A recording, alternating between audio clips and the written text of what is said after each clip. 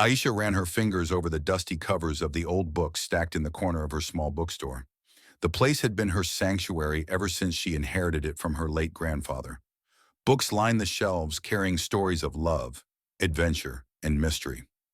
That evening, as the rain tapped gently against the glass windows, Aisha was rearranging the inventory when something slipped out from between the pages of an old novel.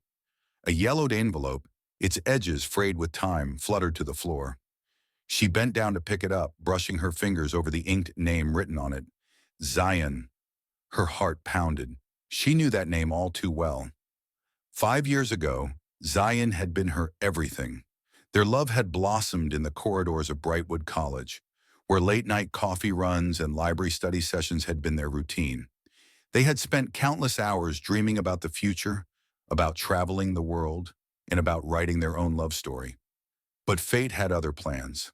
A misunderstanding had driven a wedge between them.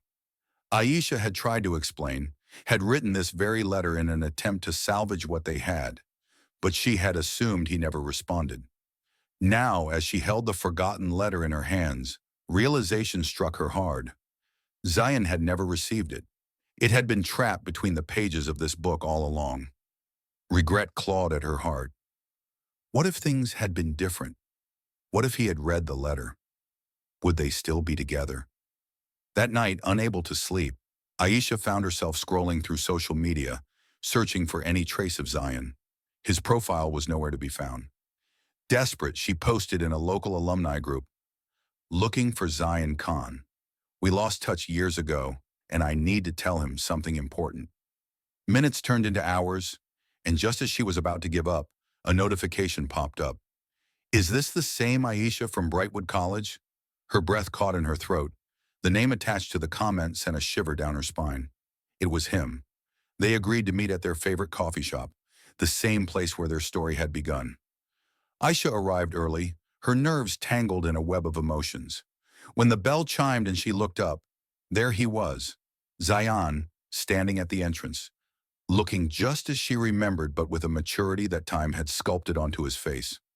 "I never got your letter," he said, his voice soft yet laced with unsaid emotions. "I know," Aisha whispered. "I found it only yesterday. I thought you ignored it." "I thought you moved on," he admitted, sitting across from her. "I waited, Aisha. I waited for a sign." Tears welled in her eyes. "I never stopped thinking about you." As they talked, they unraveled the years of pain and misunderstanding. The love that had once been lost between them slowly began to find its way back. Zion reached into his coat pocket and pulled out a small old notebook. "I wrote letters too," he said with a small smile. "I just never had the courage to send them." Aisha blinked away tears. "Maybe this time, we write our story together." That evening, as they walked out into the rain, laughter and love surrounded them. The past had kept them apart, but the present had given them a second chance. And this time, they wouldn't let it slip away.